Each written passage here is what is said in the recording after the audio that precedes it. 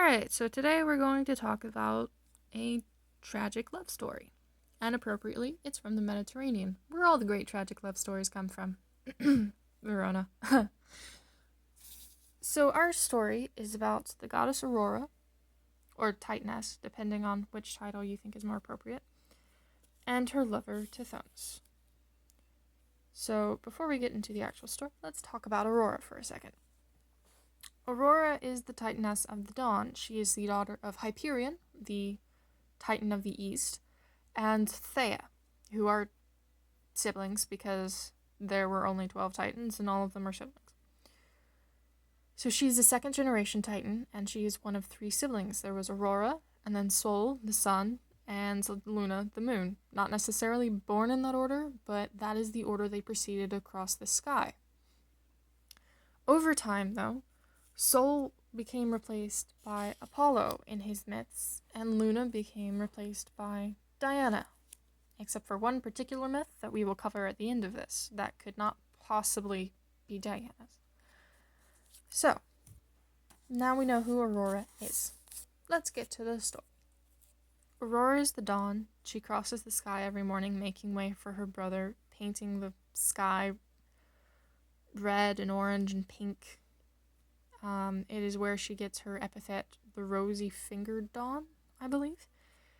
As she does this, she comes to know the Ethiopian king Tithonus, and they fall in love. But he's mortal, so she can't really be with him because he'll grow old and die, and she'll have to just watch. So she goes to Jupiter, and she says, "Hey, there's this guy I like, can you make him immortal so we can hang out more?" And Zeus was like, "Yeah, sure, why not?" So now Tithonus was immortal. And now Aurora and Tithonus, had their relationship. They had 2 children, Emathion, an Ethiopian king who was later killed by Heracles, and Memnon, who was the coolest soldier on the Trojan side during the Trojan War. He was another Ethiopian king. He brought his own army to the Trojan War, and he was actually considered to be skilled enough to be the equal of Achilles. However, because he doesn't have, the whole invulnerability except for your heel because you were dipped in the Styx as a child thing going for him, he was also killed by Achilles. Both of their children were killed by Greek heroes, unfortunately. But over time, Aurora began to realize, or it began to dawn on her, if you will, that she didn't ask for eternal youth for Tithonus, just eternal life.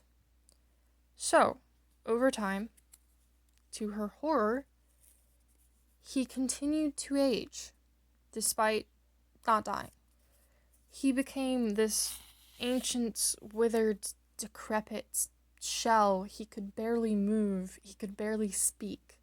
She couldn't stand the sight of him because of how ancient and wrong it was.